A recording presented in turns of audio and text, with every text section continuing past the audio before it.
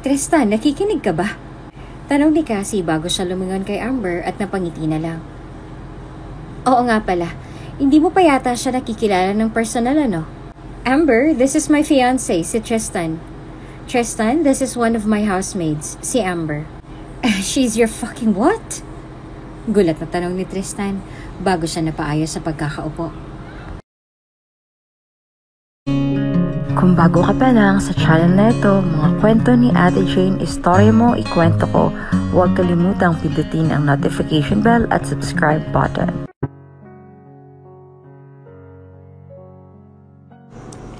Kadalasan kapag ang buhay, pag-ibig at ang pait nito ang pinag-uusapan natin, madaming alaala ang bumabalik sa atin. Lungkot, lumbay, galit, puot, lahat. Otomatiko itong bumabalik sa atin kahit na may ilang buwan at taon na rin naman ang lumipas.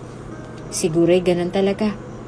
Kung ano pang mga bagay na nagpapaalala sa'yo sa nakaraan, ito pa yung mga bagay na gusto mo nang kalimutan.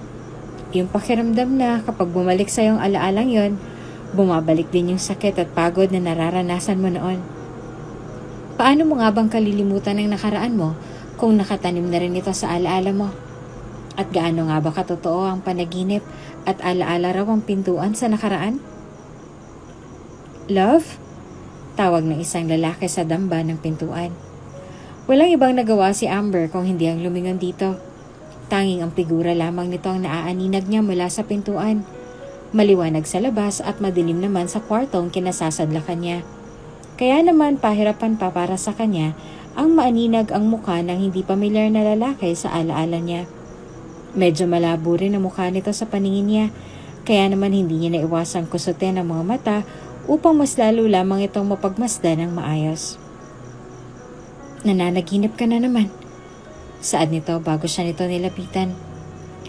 Nang sandaling mag-angat siya ng tingin upang pagmasdan ang mukha ng lalaki, dito niya naramdaman ang unti-unting pagmulat ng mga mata niya. Naramdaman niya ang paglandas ng luha sa mga mata niya nang sandaling makita niya ang siling ng kwarto niya. Tulad ng agos mula sa ilog sa hindi kalayuan, umaagos din ang alaala niya sa nakaraan. Posible nga ba na panaginip lamang lahat ng yon? Coincidence nga lang bang paulit-ulit niyang pananaginip sa binatang yon? Sino nga ba siya sa buhay niya? Parte ba ito ng nakaraan niya? Nang bumaling si Amber sa bintana ng kwarto niya ay halos mapatalon pa siya sa gulat nang makita niyang tirik na ang araw sa labas. Mabilis siyang nagtungo sa banyo upang maligo. At tulad ng nakagawian, ang busangot na namang mukha ng mayordoma ang bumungad sa kanya nang sandaling makarating siya sa bulwagan kung saan niya ito nakita kanina. Sarkastiko itong lumingon sa orasan sa bulwagan bago na maywang sa harapan niya. Ganito ito kaseryoso at kahigpit sa trabaho. At sanay na rin naman siya rito. Kaya naman hindi na siya nagulat pa nang ito agad ang panimula nito. Tinanghali ka na naman ng gising, Amber. Ano bang tingin mo sa trabaho mo? Laro lang. Kunot noon itong singhal na nahihiya niyang ikinababa ng tingin. Sinasamantala mo ba rito na wala si Madam kaya ganyan ka kung kumilos ngayon? Hindi po sa ganon, Auntie. Pagtanggi niya na mas lalo lamang nitong ikinakunot ng noo. Tinanghali lang po ako ng gising dahil... Nako, Amber! Kota na ako sa mga ganyang palusot. Natatawa nitong sambit bago nagpaypay ng gamit na abaniko nito. Tinanghali ng gising, tinanghali. Alam mo, kung ako sa'yo sa halip na magpaliwanag ka sa akin, magtrabaho ka na lang. At tang matuwa naman ako sa'yo. Dagdag pa nito na marahan niyang tinanguan. Tulungan mo si Austria doon sa may labahan. Siyang sinabihan ko na umpisa ng trabaho mo ron. Bibisita sa susunod na linggo si Madam kaya dapat lang na ayusin mong lahat. Since ikaw ang binilinan niya sa mga ganyan. Masusunod po. Sagot ni Amber sa kanya bago nagmamadaling nagtungo sa labahan na tinutukoy nito. Pagpasok pa lang sa pintuan ay nakangisi agad na mukha ni Austria ang bumungad sa kanya. Hindi niya naman naiwasang mapabuntong hininga na lang dahilan para bahagya pa itong matawa. Hulaan ko. Panimula nito na magsimula siyang maglakad patungo rito. Pinagalitan ka, no? Kahit sino naman magagalit sa akin, Austria. May 2 oras din akong na-late sa trabaho ko. Sagot ni Amber sa kanya, tinawanan naman ito. May 2 taon na nagtatrabaho si Amber bilang kasambahay sa mansyong iyon at may 2 taon niya na rin kasamang mga kasambahay na naroroon. Medyo tahimik lamang si Amber at hindi ito masyadong makwento, kaya naman ni minsan ay wala pa siyang naikakwento sa mga kasamahan niya sa trabaho. Ano nga bang maikakwento niya kung wala naman siyang maalala sa nakaraan niya? Nagising na lang siya isang araw na nasa isang ospital na siya, na may mga doktor na nakapaligid sa kanya. Sa ospital niya na rin nakilala si Cassie, na ngayon ay amo niya na sa mansyong yon.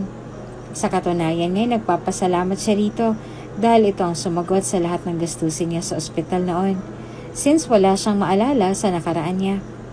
May 2 taon na rin ang nakakalipas simula nang mangyari ang aksidente sa kanya, at hanggang ngayon ay wala pa rin siyang naaalala. Di wala nga siyang perang pambayad sa therapy, kaya naman umaasa na lang siya sa mga taong maghahanap sa pagkawala niya. Iyon ay kung may taong maghahanap pa sa kanya pagkatapos ng lahat ng to. Hindi niya na nga maalala kung sino nga bang pamilya niya o sa kung ano man ang katauhan niya noon. Tahimik ba talaga siya sa personal? Wala ba talaga siyang pamilya na nag-aalala sa kanya? Wala ba talagang naghahanap sa kanya? Ang kaisa-isa lang naaalala niya ay ang figura ng lalaking tinatawag niyang mahal sa panaginip niya. Sino nga ba ito? Pati nga ba ito ng nakaraan niya? Dahil na naman ba sa panaginip mo kung kaya ka tinanghali ng gising? Hula ni Austria bago tumuwid mula sa pagkakaupo at kunot noong ibinaba ang kobre kama na sinasabo niya kanina. What if yung lalaki palang palagi mong napapanaginipan? Parte pala ng nakaraan mo. Kasi isipin mo, Amber, palagi siyang lumilitaw sa panaginip mo kahit na hindi mo siya iniisip, na hindi mo nga siya kilala, na hindi mo pa nga siya nakikilala sa personal, pagkatapos ay napapanaginipan mo pa. Paano kung parte ngang talaga siya ng nakaraan mo? Imposible. Saad niya habang patuloy siya sa pagkusot ng mga damit at kumot na naroroon. Kung talagang parte siya ng nakaraan ko, bakit malabong mukha niya sa panaginip ko? Kasi nga, nagkaroon ka ng amnesia, hindi ba? Kahit na. Sagot niya na ano mong binabaliwala pa ang sinasabi ng kaibigan niya. Ilang segundo pa munang pinagmasta ni Austria ang kaibigan at bahagyang napaisip. Mas lalo lamang siyang naguluhan nang maalala niya kung paano nga bang napunta sa mansyong yon ang kaibigan niya. Hindi ka man lang ba nagtataka, Amber? Saad niya bago siya muling lumingon kay Amber. Paano ka nakilala ni Cassie? Hindi ba? Hindi naman porket nakita ka niya sa ospital, ibig nang sabihin nun, ay pwede ka niya nang iuwi rito sa bahay niya. I feel like may kinalaman siya sa pagkawala ng alaala mo. Hindi mo ba talaga napapansin yon? O sadyang manhid ka lang talaga, Amber? May kinalaman man siya o hindi, wala na akong pakialam doon, Austria. Sa katunayan nga malaki ng utang na loob ko sa kanya sa pagbibigay niya ng trabaho dito sa akin. At kung talagang may kinalaman siya sa aksidenteng kinasangkutan ko noon, dapat noong una pa lang ay sinabi niya na sa akin. Umamin na sana siya sa akin. Aniya bago siya nagkibit ng balikat. Wala namang mawawala sa kanya kung aamin siya sa akin. At isa pa, wala rin namang naghahanap sa akin. Malay ko ba kung ulila na nga talaga ako tulad ng sinasabi ng mga doktor na nakausap ko noon? What if nga, hindi ba? Sobrang bait kasi ng tingin mo kay Cassie. Hindi mo alam, may tinatago rin siyang dumi. Saad nito.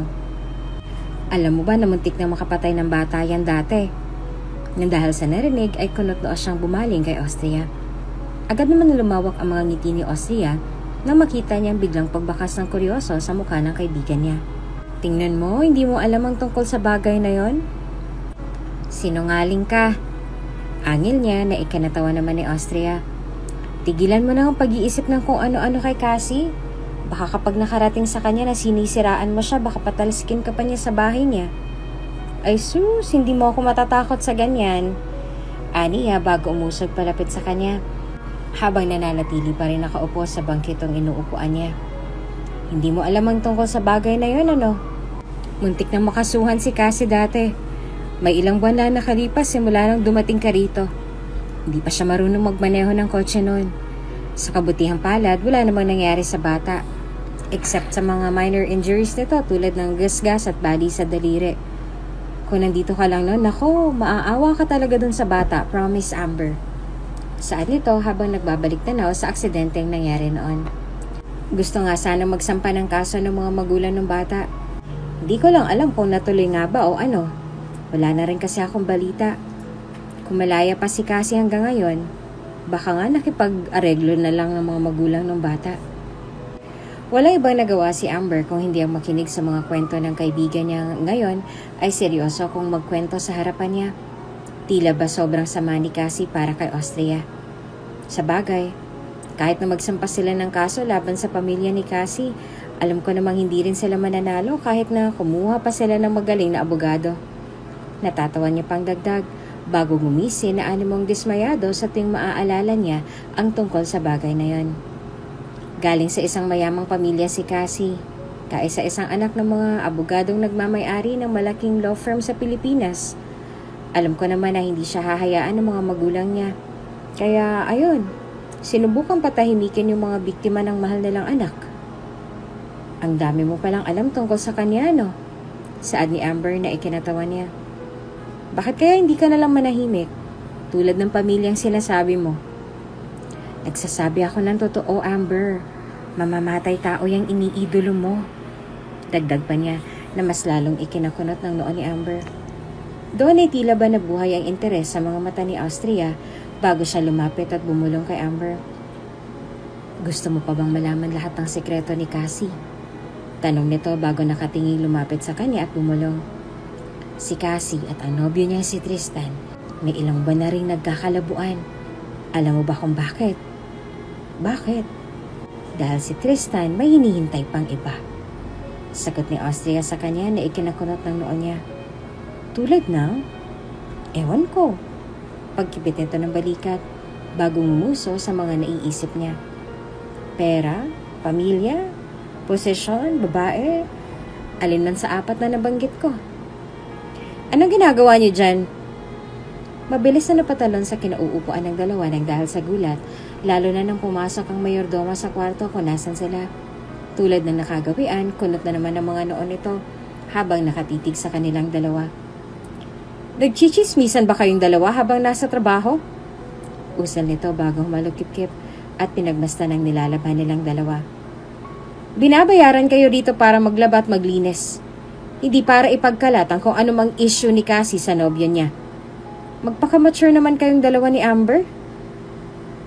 Hindi po ako kasama roon, auntie. Depensa agad ni Amber bago lumingon sa mayordoma.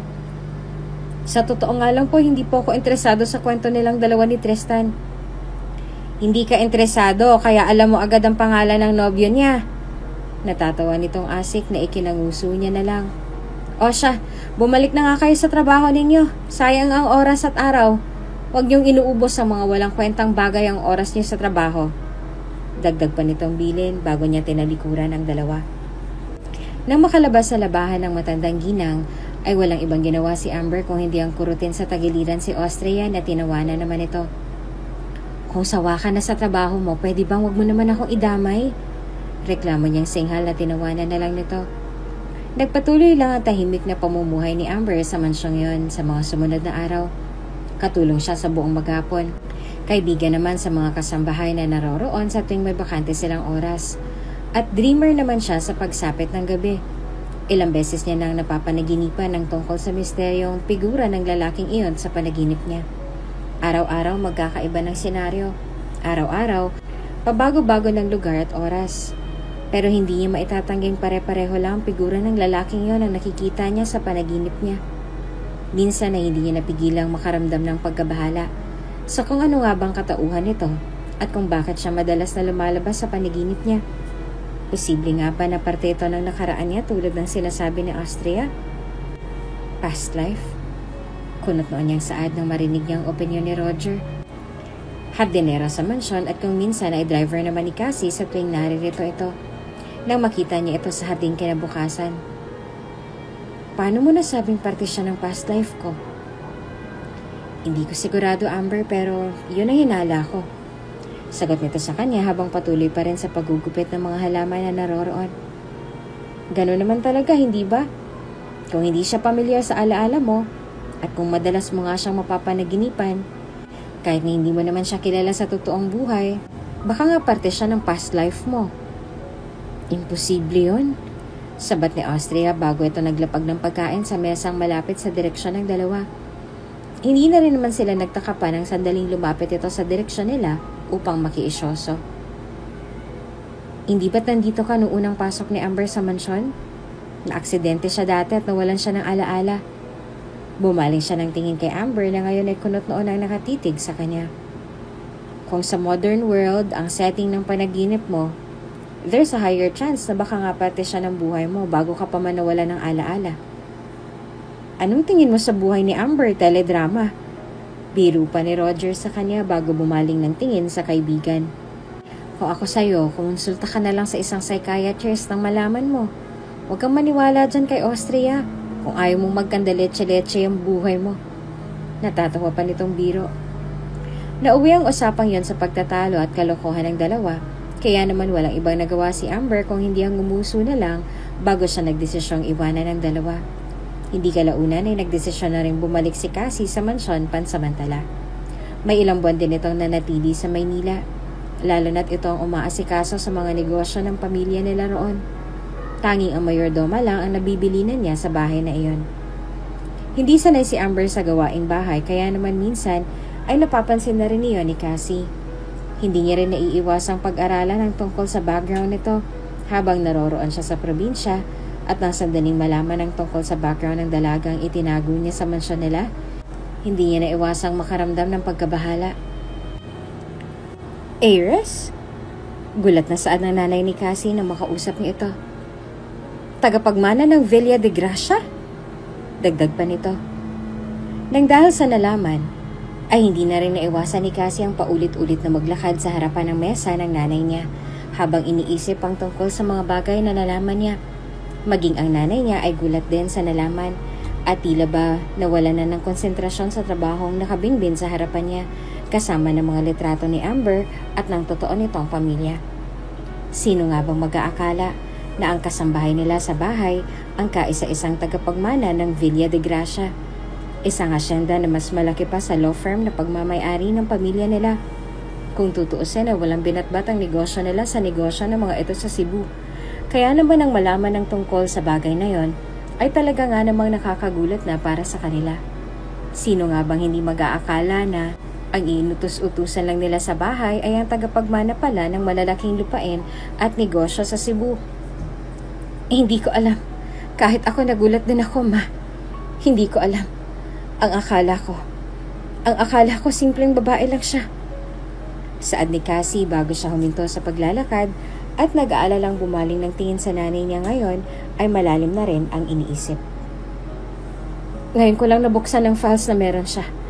Kung hindi pa ako nagpa-private investigator tungkol sa kanya, hindi ko pa malalaman na isa siyang Gracia. Hindi ko alam na siya palang nawawalang anak ng mga Gracia.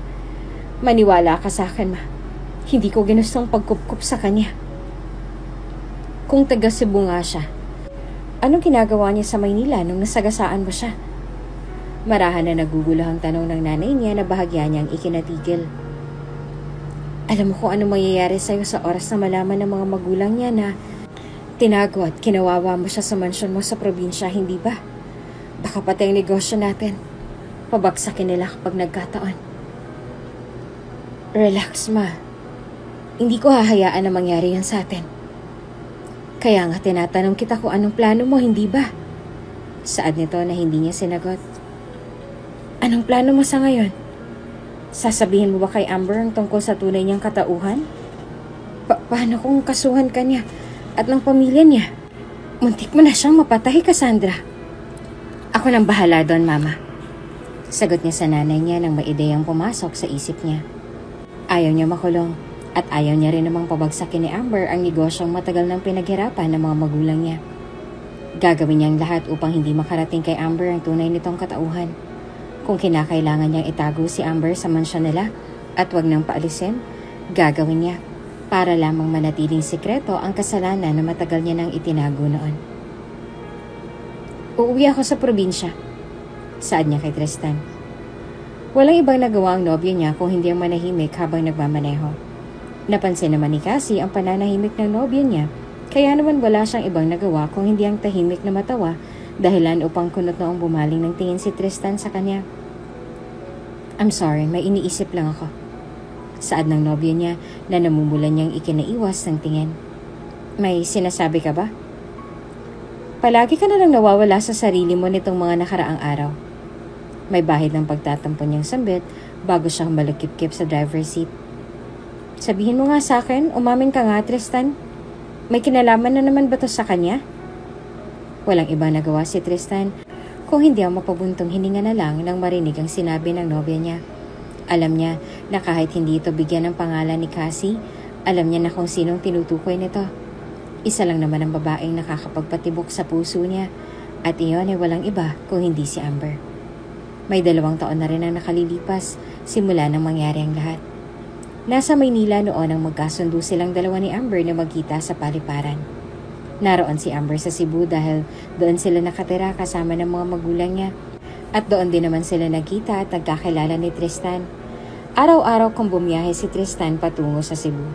At ganoon din naman ang ginagawa ni Amber sa tuwing wala itong pasok sa opisina.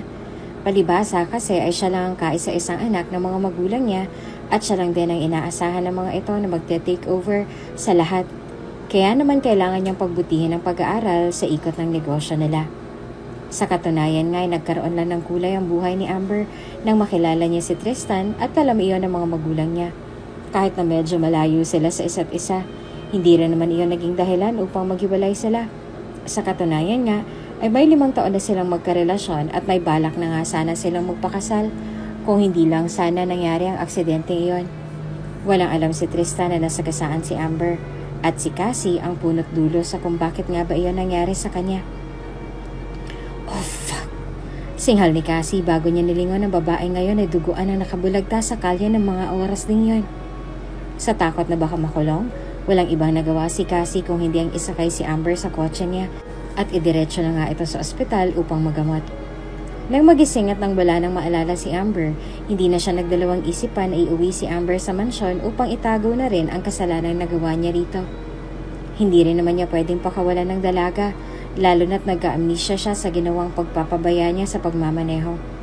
Natatakot din siya na makulong sa oras na maalala ni Amber ang lahat. Kaya naman ang paninilbihan lang sa mansyon niya ang nakikita niyang paraan upang masolusyonan niya ang lahat ng problemang meron siya ng mga panahong yon. Sa kabilang banda, ay takot at galit naman ang umiral sa sistema ni Tristan nang hindi niya na muling makontak si Amber. Maging ang mga magulang nga nito ay walang ideya sa kung nasaan man siya. Hindi niya rin naman napigilang makaramdam ng galit dahil paano kung nangangaliwa nga ito sa relasyon nilang dalawa at mas pinili nitong lalaki niya kaysa sa kanya.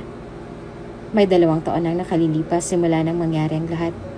Sa 2 taong lumipas, tila ba nahihirapan lang din si Tristan sa mga nangyari sa kanya.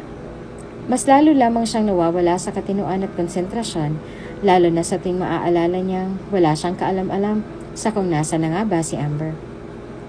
Kung totoo nga bang nangaliwa ito sa relasyon nilang dalawa, siguro naman ay walang masama kung sakali mong umamin ito sa kanya, hindi ba? Handa siyang pakawalan nito kung gugustuhin niya. Hindi niya lang maintindihan kung bakit maging mga magulang niya ay nagagawa niyang paglihiman ng ganito. Sa loob ng 2 taong pangungulila kay Amber, hindi niya na rin napigilan pang sariling humanap ng babaeng pwede niyang ipalit dito. Pampalipas oras, ika nga ng iba. Rebound, kumbaga. Ang problema nga lang ay hindi niya magawang ibaling kay Cassie ang lahat ng atensyon niya dahil maging ang front seat na kinauupuan ng nobya niya ngayon ay nagpapaalala sa kanilang dalawa ni Amber. Sasamahan nilang dalawa noon. Sinasabi ko na nga ba? Saad ni Cassie sa kanya bago ito nakahalukip-kip na sumandal sa front seat. Kung hindi mo magawang kalimutan ang babaeng yan, tingin ko, maghiwalay na lang muna tayong dalawa, Tristan. Cassie, napapagod na ako sa ganitong klase ng setup, Tristan. Palagi na lang. Siya na lang palaging iniisip mo. Paano naman ako? Paano naman ako na nobya mo? May bakas ang hinanakit niyang sambit na hindi naman sinagot ng binatang nasa gilid niya. Ano bang meron siya na wala ako? At bakit babaliw na baliw ka sa kanya? Nakainom ka lang, Cassie. Saad ni Tristan na natatawa niyang inismeran. Ihahatid na kita sa kondo mo. Palagi ka nalang gumagawa ng paraan para mabaling sa ibang atensyon ko sa tuwing pag-uusapan natin ang tungkol sa kanya. Aniya, bago masama ang loob na nag-iwas ang tingin sa nobyo niya. Magsama kayong dalawa ng ex mo. Sa kagustuhang huwag masira ang araw ng nobya, wala nang ibang nagawa si Tristan kung hindi ang malalim na lang na bumuntong hininga sa kinauupuan niya. Oo, at nakainom nga ng ilang baso ng tequila ang nobya niya sa party na dinaluhan nila ng gabing yon. Pero hindi naman iyon ang naging dahilan upang makalimutan ni Cassie ang lahat ng yon. Kitang-kita niya kung paano nagbago ang reaksyon ng nobya niya nang binuksan niya ang tungkol sa usapan sa dati nitong nobya. Ano nga bang meron siya na wala ito? Mauuna na ako. Saad ni Cassie bago siya humalik sa pisngi ni Tristan at ngumiti rito na malungkot niya naman nginitian. Hindi ko naman matandaan kung ano mga pinaggagawa ko kagabi. Hindi ko rin alam kung may napag-awayan ba talaga tayong dalawa. Bahagya siyang natawa. If ever may nasabi man ako sa'yo, Tristan, I didn't mean it, okay? Talagang lasing lang ako kagabi. I know, and I'm sorry about that. Sagot sa kanya ni Tristan, bago siya nito hinila upang yakapin ng mahigpit na ikiningiti naman ni Cassie.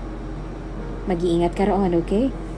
If ever man na nakahanap ako ng vacant schedule, susunod ako sa'yo sa probinsya. Sigurado ka ba? Natatawa niyang Saad nang kumala siya sa yakap nila sa isa't isa. Baka naman mapako ulit yan tulad ng ginawa mo nung una, ha? No, hindi ko na uulitin yung ginawa ko nung nakaraan. Natatawa niyang sagot na tinawanan naman ni Cassie. This time, totoo ng pangako kong to sa'yo, sweetie. Aasahan ko yan kung ganon. Sagot nito sa kanya bago siya humalik sa pisngi ng nobyo na ikinatigil niya naman. Nang dahil sa ginawa ni Cassie ay agad na nawala ang ngiti sa labi niya. Matagal na rin naman ang relasyon nilang dalawa ni Cassie, ngunit hindi niya maintindihan kung bakit nga ba sa tuwing hahalik ito sa pisngi niya, hindi niya mapigilang makaramdam ng lungkot. Dahil ba ito sa konsensya? Minahal niya naman si Cassie, pero hindi niya maipagkakailang mas mahal niya si Amber kaysa rito. Sino nga bang hindi makakalimot sa 6 na taon nilang relasyon? Pagkatapos ay umalis lang ito ng walang pasabi. Ni walang closure na nangyari sa pagitan nilang dalawa. Ni hindi man lang niya alam kung nasa na nga ba ito at maging mga magulang niya ay walang alam kung nasaan siya. O baka naman kasabot niya ang sarili mga magulang sa pagtatago niyang to. Isang buntong hininga ang pinakawala ni Amber, lalo na nagsimula silang humanay upang salubungin ang kotse ni Cassie na pumasok sa loob ng mansyon ng dalaga. Hindi sila close ni Cassie tulad ng palaging sinasabi ng kaibigan niya si Austria. Sa katunayan nga ay kulang na lang ay itanggi niya na nag-uusap silang dalawa. Hindi sila ganun ka-close tulad ng inaakala nila. Oo, minsan ay nagkakausap silang dalawa. Pero hindi naman yun umaabot sa puntong nagbabahagi na ito ng mga personal na problema sa kanya. Good morning, madam. Saad ng mayordoma na makapasok si Cassie sa loob. Nagsimula itong maglakad sa harapan nila. Wala namang ibang nagawa si Amber kung hindi ang magbaba ng tingin. Huminto ang sapatos nito sa mismong harapan niya, kaya naman hindi niya naiwasang mag-angat ng tingin dito. Welcome back, ma'am. Nagugulat niya pambate. Isang maliit na ngiti ang iginawad sa kanya ni Cassie bago siya nito pinagmasdan magmula ulo hanggang paa. May ginagawa ka ba, Amber? Gusto sana kitang makausap. Para saan po? Gulat niyang tanong. Hindi naman niya mapigilang makaramdam ng gulat at pagtataka dahil ito pa lang ang kauna-unang pagkakataon na gusto siyang makausap ni Cassie.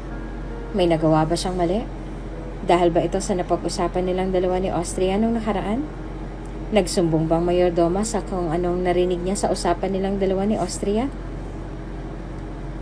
Naglalaba po sana ako ng mga kobrikama. Ako nang bahala roon. Saad ng mayordoma bago sumayin niya sa kanya na tumango na lang sa kagustuhan ng amo nila. Ako nang bahala roon, Amber. Sumama ka na sa kanya sa taas.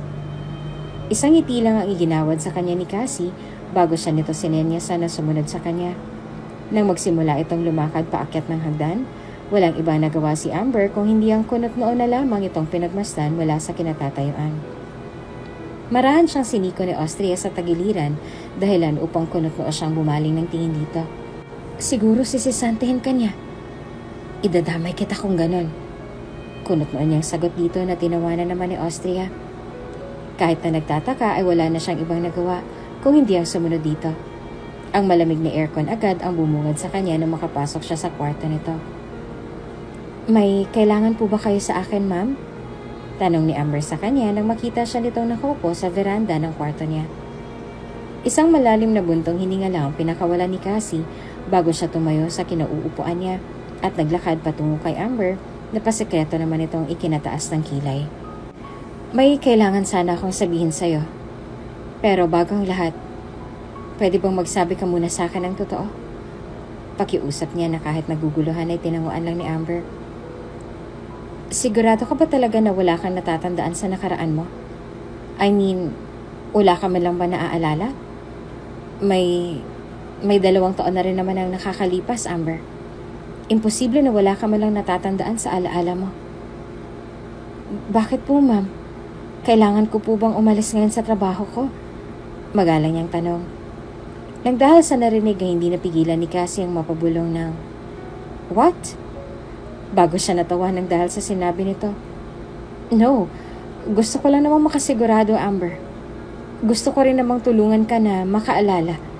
So, actually po ma'am, hanggang ngayon ay wala pa rin po kong maalala. Pero sinusubukan ko naman po makaalala. Aniya bago natawa ng may maalala. Iisa lang naman po naaalala ko. At ito ay ang tungkol po sa isang lalaki na hindi ko kilala ng personal. Sagot niya rito na bahagyang ikinataas ng kilay ng dalagang kausap niya. Hindi ko po alam. Maliban doon na wala na rin naman po akong naaalala. Sa kung sino ka, wala ka bang naaalala? Kahit na hindi ganun ka-detailed, wala ka malang bang naaalala? Bumakas ang kuryoso sa mukha ni Amber, kaya naman walang ibang nagawa si Cassie kung hindi ang bumuntong hininga at umayo sa pagkakatayo niya. I mean, wala ka malang ba naaalala sa kung sino ka? Like, kung anong pangalan mo, saan ka nakatira, sino ka nga ba? Bakit ka na-aksidente? Something like that. Wala talaga? Bukod po sa pangalan kong Amber, wala na po. That's good to hear then. Aniya na ikinataas ang kilay ni Amber. I mean, okay then. Kung may kailangan ka, pwede mo akong sabihan, okay? Kung may naaalala ka sa nakaraan mo, sabihin mo lang sa akin. Tutulungan kita. Nang mga sandaling yon ay nagkasundo rin silang dalawa sa iisang bagay. At iyon nga, ay hindi na pwedeng lumabas si Amber sa mansyon na yon. Minsan ay nakakaramdam siya ng pagtataka sa kung bakit nga ba naging biglaan ang utos na iyon ni Cassie. Sa kabilang banda naman, ay iyon na lang naiisip na paraan ni Cassie upang hindi siya mahanap ng totoo niyang pamilya. Lalo na ngayon nakarating sa kanyang balitang muli na namang nagpatuloy sa paghahanap ang pamilya niya sa buong bansa. Minsan ay pinagbabawalan rin siya ni Cassie na manood ng telebisyon. Kaya naman hindi niya napigilang makaramdam ng lungkot at pagkabagot sa buhay niya. Parang nakita ko ng mukha mo sa diaryong pinabasa kanina sa akin ng asawa ko. Saad ng isang kasambahay kay Amber na hindi nakataka sa pandinig ni Cassie. Kung hindi ako nagkakamali, ikaw yung... You're fired! Sigaw agad ni Cassie na umalingaw-ngaw sa buong bulwagan, dahilan upang bahagya pang mapatalon ang dalawa. Hindi ba't sinabi ko na sa inyo tungkol dito? Bakit ba ang hirap mong umintindi, ha?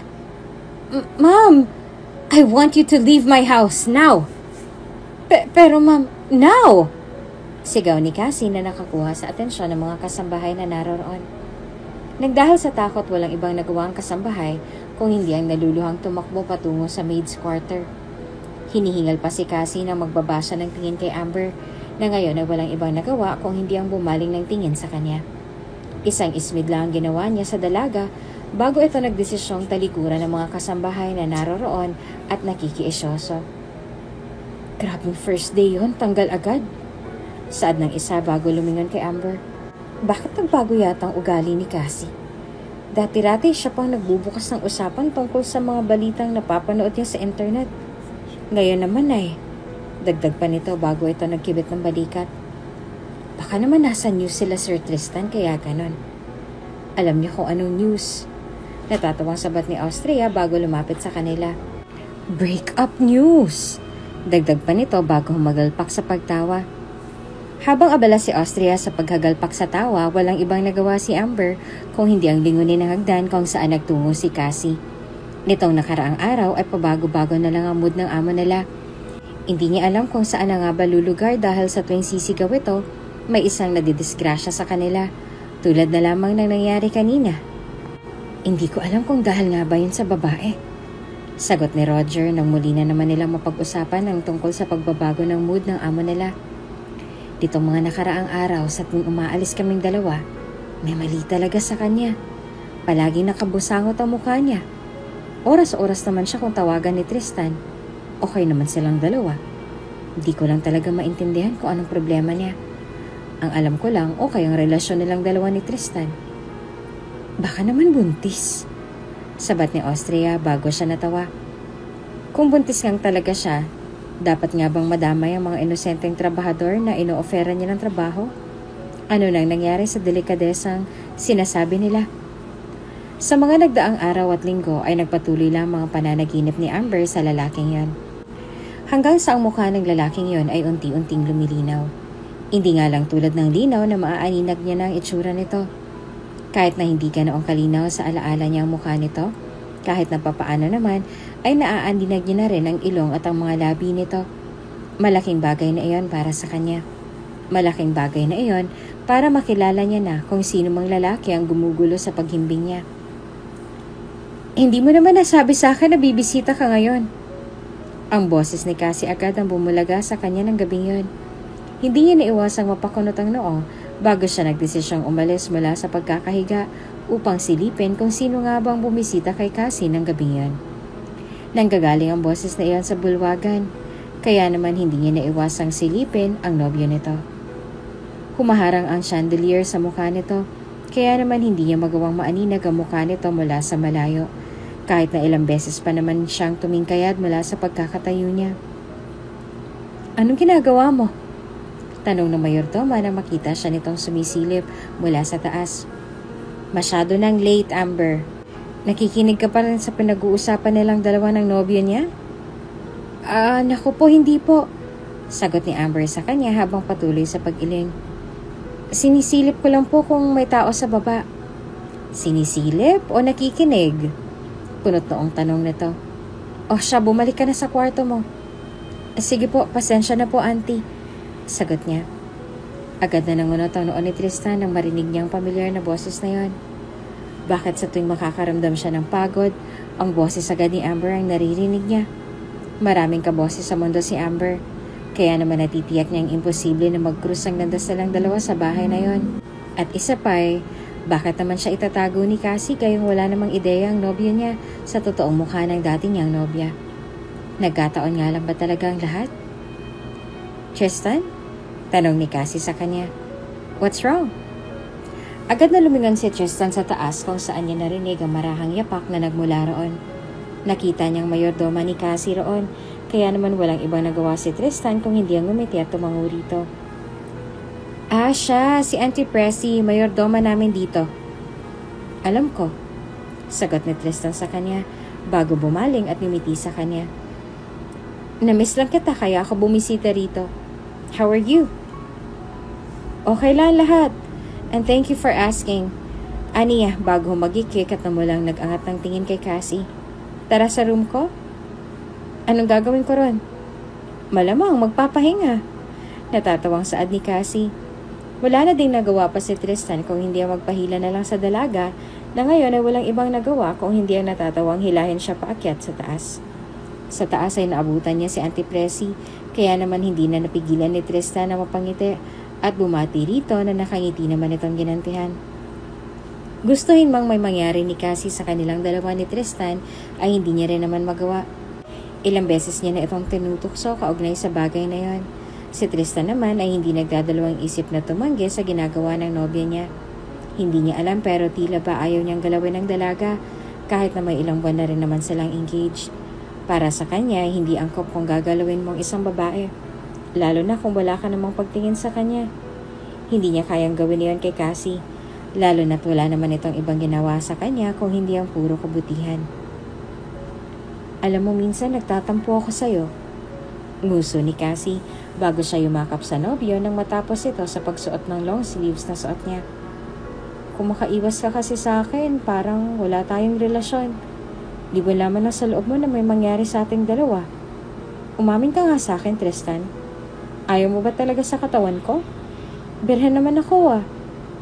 Nagdahil sa narinig, bahagyang natawa si Tristan bago niya nilingon ng nobya na ngayon ay walang ibang nagawa kung hindi ang namumulang nag-iwas ang tingin sa kanya. Hindi naman pagkabirhen ang habol ko sa'yo, Cassandra. Hindi ko lang talaga ugaling gumalaw ng babae, lalo na't hindi pa tayo kasal. Sagot niya rito bago niya hinarap si Cassie at masuyong hinaplos ang pisngi nito. Huwag ka mag-alala. Kapag kinasal na tayo, hindi na kita titigilan. Kahit saan. Basta't abutan tayong dalawa, gagawin natin yon, okay? Kahit sa kusina? Bahagya siyang natawa ng dahil sa pagiging pilya nito. Kahit sa hagdan pa yan, mahal ko. Sigurado ka, aasa ako dyan. Dagdag pa niya bago sila magkasabay na natawa sa pagiging pilya nila. Abala si Amber sa pagwawalis sa koridor nang marinig niyang salitang mahal ko na nanggaling sa kwarto ni Cassie. Hindi niya napigilang makaramdam ng hilo, dahilan upang bahagya pa siyang napaluhod sa sahig. Mabilis niya ring nabitawan ang walis na hawak niya na naglika ng kalabog sa buong koridor. Hindi niya alam pero tila ba binibiyak ang ulo niya nang dahil sa labis na pagkirot nito. Pagkatapos niyang marinig ang salitang yon mula sa isang pamilyar na boses. Alam niyang pamilyar ang boses na yon sa alaala niya, lalo nang tinawag nito kay Cassie ng mga sandaling yon. Ah! Daing niya, mas lalo pang kumirot ang ulo niya. Nasa corridor si Roger nang makita niya si Amber na ngayon ay nakaluhod na sa sahig. Mula sa malayo ay nakikita niyang mainiinda ito sa ulo niya, kaya naman hindi na siya nagdalawang isip pa na tumakbo palapit dito. Hindi pa man siya nakalapit, ay tuluyan na itong bumagsak sa sahig na mas lalo niyang ikinatakot. Amber! Amber! Wake up, Amber! Paulit-ulit niyang sambit. Nang hindi niya ito magising ay hindi na siya nagdalawang isip pa na buhatin ito at dalhin sa maid's room kung nasaan ang mayordoma. Nang sandaling makaalis sila sa koridor, ay siya namang pagbukas ng pintuan ni Cassie. Iniluwanan si Tristan na ngayon ay hindi na magawang pigilan ang pag-ukit ng ngiti sa labi niya. I'm sorry kung hindi na kita maihahatid sa labas. My stomach is cramping kasi ngayon. Saad di Cassie sa kanya na nakangiti niyang tinawaan. Have a safe flight, Tristan. I love you. I love you too. Sagot ni Tristan sa kanya bago siya umalis at nagtungo na sa ibaba. May naririnig siyang kalabog mula sa taas kaya naman hindi niya naiwasang makaramdam ng pag-aalala. Hindi niya alam pero tila ba nag-aalala siya sa hindi maipaliwanag na dahilan. Resulta ba ito ng kapeng inihatid sa kanya ng mga kasambahay ni Cassie kanina? Isang pagkibit-balikat na lang ang ginawa niya bago siya nagpatuloy sa paglalakad. Hanggang sa makarating na siya sa kotse niya at nakaalis na nga sa lugar na yon. May kirot pa sa palibot ng ulo ni Amber nang sandaling magkamalay siya. Halos napabalikwas pa siya sa pagkakahiga nang makita niya ang mukha agad ng mayordoma at ni Cassie ang bumungad sa kanya. Are you okay? Tanong ni Cassie sa kanya, dahilan upang umayos siya sa pagkakahiga at marahang tumango rito. Hindi sana ako pupunta rito pero narinig ko yung tawag sa akin ni Auntie Pressy kanina. Hinimatay ka raw, sabi ni Roger. Hindi ko po alam, ma'am. Aniya, dahil iyon naman talagang totoo. Bigla na nga lang po ako nawala ng malay nang may maalala ako. Oh my God, totoo ba to? Natatawang saad ni Austria na naroon din sa kwarto niya. Baka naman may naaalala ka na sa nakaraan mo. Nang dahil sa narinig mula kay Austria ay agad na nakaramdam ng takot si Cassie.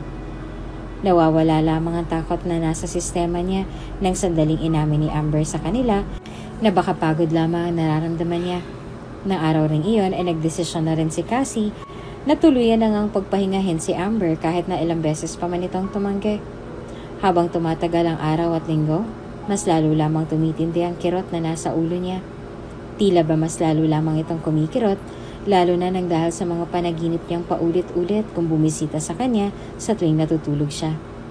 Magigising na lang siya sa hating gabi na punong-puno ng pawis ang kabuuan ng katawan niya kasabay ng panakanakang pagkirot ng utak niya. Paano kung tama nga si Austria? Naresulta nga ito ng unti-unting pagbabalik ng alaala niya. Si Sir Tristan yun. Sagot ni Austria sa kanya nang tinanong niya ang tungkol sa lalaking kasama ni Cassie nitong mga nakaraang araw. Hindi ko alam. Madalas siyang bumibisita nitong mga nakaraang araw kay Ma'am Cassie. Ginawa na ngang kapitbahay yung probinsya eh. Isipin mo yon, may 6 na oras ang biyahe mula Maynila hanggang dito pero tinitiis niyang pagod. Makasama lang siya. Minsan nga napapatanong na lang ako sa sarili ko kung kakayanin niya kayang magpunta sa Cebu kung sa Cebu rin nakatira si Cassie. Agad na nakaramdam ng hilo at pananakit ng ulo si Amber, lalo na nang marinig niyang sinabi nito. Mabilis nang hinawakan sa braso si Austria, lalo na nang wala naman siyang nakapitan ng mga sandaling yon. Nang sandaling mapaluhod siya sa sahig, ay bahagya ring napaluhod si Austria, lalo na nang dahil sa gulat. Oh my God, Amber, okay ka lang ba? Aligaga nitong tanong na sa halip na sagutin niya ay nanatili lang siya sa pagkakaluhod sa lupa habang iniinda ang kirot ng ulo niya. Oh fuck, dito ka lang. Tatawagin ko lang si Roger. Nang mga sandaling yun ay nagpasya na silang dalhin si Amber sa ospital. Nakita ni Cassie kung paano nilang isinakay si Amber sa sasakyan, kaya naman bago pa man sila umalis, dali-dali na siyang nagsisisigaw upang pigilan ang mga ito sa pag-alis. Pero ma'am, inaatake po ng migraine ng kaibigan ko. Singhal ni Austria sabay hawak sa ngayon ay walang malay na si Amber. Hindi po ba kayo naaawa sa kanya? Paano kung early signs na pala ng brain tumor tong mga seizures na nararamdaman niya ngayon? Sagot niyo po ba kung mamamatay siya? Papupuntahin ko na lang si Doc Yuri dito. So please wag niyo siyang paaalisin sa mansyong to. Pakiusapan ni Cassie na may bahid ng luha. Walang ibang nagawa si Austria at si Roger kung hindi ang magkasabay na lang na napatingin sa isa't isa bago nila sinunod ang gustong mangyari ni Cassie ng mga oras din yon. May history ba siya ng brain injury? Injury na nakuha sa aksidente? Tanong ng doktor na bahagya niya pang ikinatahimik bago siya mabagal na tumango rito. May posibilidad na baka unti-unti na rin bumabalik ang mga alaala niya. Since nasabi niyo kanina na nagkakaroon lang siya ng seizure every time na may naaalala siya. Ibig sabihin nito ay unti-unti nang bumabalik sa kanya ang alaala niya. Medyo painful ang tungkol sa bagay na ito at hindi ko rin masasabi kung hanggang kailan ito magtatagal. May mga magagawa pa ba ako para matigil ang pagbalik ng mga alaala niya? Tanong ni Cassie, dahilan upang bahagyang mapakunot ang noon ng doktor. I mean, kung paano magagawa para mapigilan ang seizures niya, Doc. Kasi 'di ba, alam niyo na po, kung ako sa iyo, Iha, hayaan mo na muna siya. Suwestyon nito bago sila magkasabay na lumingon kay Amber, na ngayon ay payapang natutulog sa kama ng kwarto niya. Hindi maganda kung pangungunahan mo siya sa lahat ng bagay. Makakabuti rin sa kanya kung maibalik na sa kanya lahat ng alaala niya. Dahil kung hindi, makakasama lang sa kalusugan niyang pananatili sa bahay na to. Pero Doc, bakit Iha? May dapat ba siyang malaman na ayaw mong ipaalam? Tanong nito na hindi naman sinagot ni Cassie. Wala itong ibang ginawa kung hindi ang bumuntong hininga sa kinatatayuan niya. Walang sikretong hindi nabubunyag, Cassandra. Alam mo yan. Po? Isang ngiti lang mga iginawad sa kanya ng doktor bago nagkibit balikat. Ilang minuto pa nilang pinag-usapan ang tungkol sa pagpapagamot ni Amber bago nila tinapos rin kaagad ang pag-uusap na iyon. This week? Gulat na tanong ni Cassie kay Tristan sa kabilang linya. Bakit this week? Hindi ba may nakabinbin kang trabaho sa office na kailangan mong tapusin? Masama bang makasama ka? Natatawa nitong tanong na bahagya niyang ikinanguso. At saka, tinapos ko na rin kaagad lahat ng trabaho ko para kapag nagbakasyon ako dyan, wala na akong iisipin pa. Oh, and isama ko sana ang sekretarya ko para kapag may bigla ang meeting, kasama ko siya. Hindi naman siguro kalabisan yung request ko, right? No. Saad agad ni Cassie bago siya natawa. I'm sorry, nabigla lang ako. Hindi ko ina-expect na biglaan ka magpapaalam na magbakasyon dito sa akin. Since nasabi mo sa akin nung nakaraang araw na marami kang trabaho dyan sa Maynila. Ngayon na nasabi mong tungkol sa bagay na yan, hindi ko tuloy mapigilang mapaisip. Mapaisip tungkol saan? Kung may nagawa kang kasalanan sa akin, at kung may itinatago ka nga ba talaga sa akin? Saad nito na bahagyang tinawanan ni Tristan sa kabilang linya. Hindi mo ako masisisi, Tristan. Gwapo ka at mayaman. Maraming maghahabol sa'yo, lalo na sa tuwing wala ako sa tabi mo. Actually, natatakot ako na baka nga makuha ka kaagad ng iba.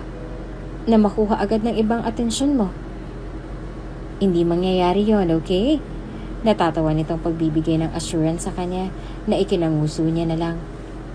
Kahit na anong mangyari, hindi ko gagawin sa'yo yon, Cassie. Mahal kita. At alam mo yan. Alam mo na hindi ko gagawin sa'yo ang bagay na yan. Sa mga sumunod na araw ay nagpatuloy na rin naman si Amber sa pagtatrabaho. Kahit na ilang beses pa man siyang suwayin ni Cassie, ay wala rin naman itong magawa, lalo na makita niya ang eagerness nito sa pagtatrabaho sa kanya. May minsan na rin sumagi sa isip niya na umamin na lang sa dalaga. Iyon nga lang ay hindi niya magawa, lalo na nang dahil sa takot para sa sarili niya. Paano na nga ulit to? Tanong ni Amber kay Austria bago pa niya pinagmasdan ang labahan ng umagang yon.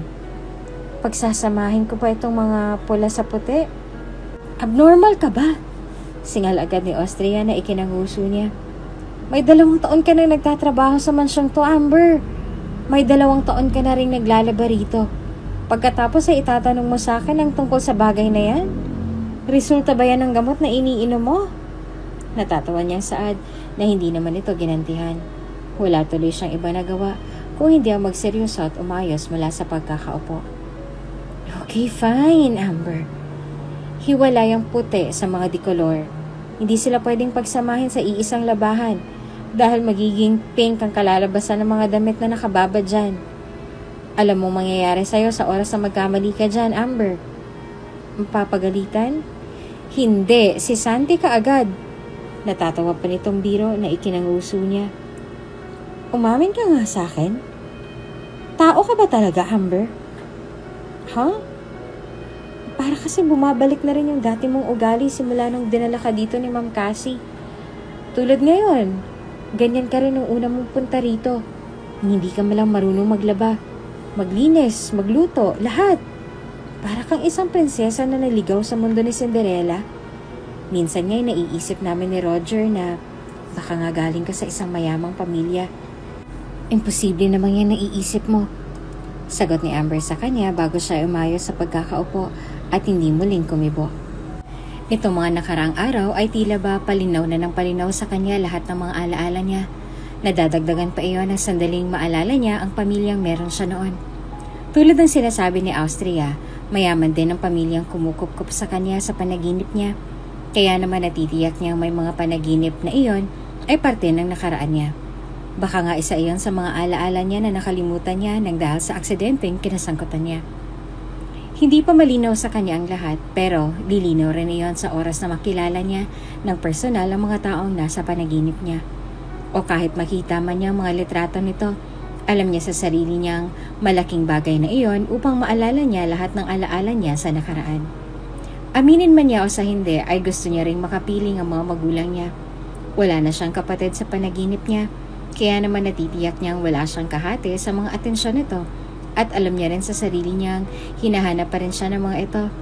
Ang lalaki namang nasa panaginip niya, hindi niya matukoy kung ano nga bang relasyon niya rito. Kung paulit-ulit siya nitong tinatawag na mahal sa panaginip niya, baka nga ito ang nobyo niya sa dating buhay na meron siya. Good morning sa inyo, pumasok kayo.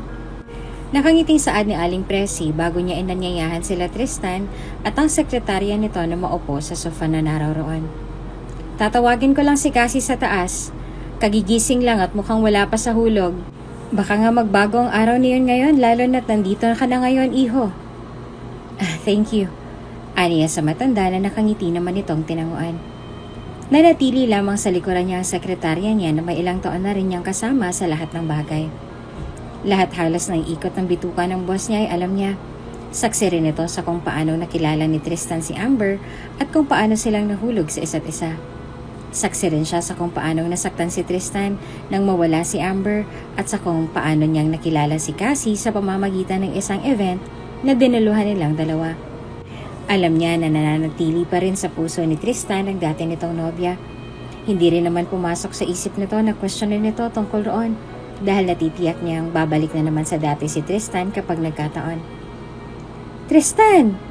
Gulat na sambit ni Cassie bago niya niyakap ang nobyo na ikinatuwa naman ito. Napaaga yata ang flight niyong dalawa ng sekretarya mo. Ang akala ko'y mamayang gabi pa kayo makakarating dito. Hindi ko na napigilan Biro niya dahilan upang magtawanan silang dalawa. Ilang kamustahan pa ang nangyari sa kanilang dalawa tungkol sa negosyo bago nagdesisyon si Cassie na magpatawag ng kasambahay na pwedeng mag-serve sa kanilang tatlo habang naroroon si Tristan. So, nagpupumilit nga si Daddy na magpunta kami sa susunod na linggo sa Dubai. Minsan lang mag-request si Daddy sa akin. Hindi ko rin naman alam kung makakapunta ako dahil nandito kayong dalawa ni Eman. Kwento pa ni Cassie bago siya napanguso. Importante sa akin si Daddy. Pero syempre mas importante ka sa akin, Tristan. Pwede naman ako magpa-reschedule sa susunod na linggo. Kung gusto mo, pwede naman akong sumama sa inyong dalawa ng daddy mo. Really? Gulat na tanong ni Cassie na marahan niyang ikinatawa. Oh, thank God! Ang akala ko talaga ay aalis kayong dalawa. Kailangan nating i-celebrate ang tungkol dito kung ganon. Natutuwa pa niyang dagdag bago siya nagpatawag ng kasambahay kay Aling Presi. Anong ginagawa niyo? Tanong ni Aling Presi nang makita niya sa labahan ng dalawa na ngayon ay abala sa pag-uusap. Kailangan ng kasambahay ni Cassie roon sa living room. Naroroon sina Tristan at may kasamang bisita rin. Kailangan ko ng isa sa inyo. Marahang tumango si Amber, dahilan upang mapataas pa ang kilay ni Aling Presi sa kanya. Ako na pong magsiserve sa kanila. Anong ikaw? Tanong ni Presi bago siya lumingon kay Austria. Ikaw na muna, Austria. Bumaling siya kay Amber na ikinanguso nito. Dito ka na muna. Mapapagalitan ako ni Cassie kapag ikaw ang pinapunta ko roon. Ako nang bahala kung ganon. Natatawang sa Ate Austria bago niya hinawakan sa balikat si Amber na ikinanguso naman ito. Ikukwento ko na lang sa'yo kung ano nga bang tunay na itsura ni Sir Tristan. Sa ngayon, chill ka lang muna dyan sa labahan. Pang-aasar niya pa bago humagalpak sa pagtawa at nagtungo na nga roon sa labas. Tulad ng gustong mangyari ni Cassie, si Austria ang inatasan niyang magluto ng merienda para sa dalawa. Nang hindi mahusto sa kilos ni Austria ay wala na siyang ibang nagawa pa kung hindi ang ipatawag si Amber kay Aling Presi. Gusto niya raw ng wine. Saad ni Presi sa kanya bago niya ibinigay ang bote kay Amber na tinanggap naman ito. Mag-ingat ka ron ha. Nasa bad mood si Cassie magmula pa kahapon. Mukha namang okay na siya ngayon. Huwag ka lang gagawa ng mga bagay na pwede niyang ikagalit. Dahil hindi mo alam, pwede niyang gawin sa'yo sa oras na magkamali ka. Kaya ayusin mo, Amber. Masusunod po. Mahina niyang sagot sa bilin nito.